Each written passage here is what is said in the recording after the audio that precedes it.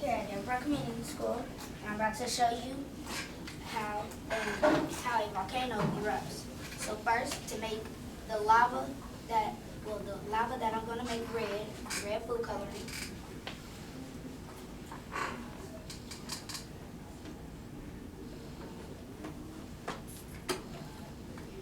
And there's baking soda already in here, and there's dishwashing liquid to make it bubble.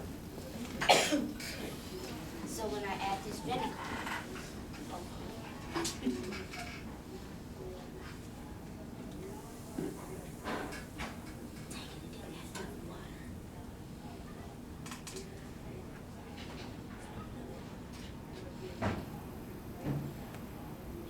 Need some more vinegar?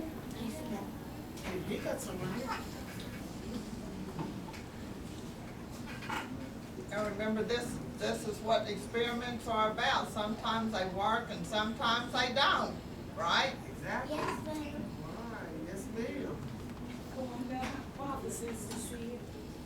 That's right.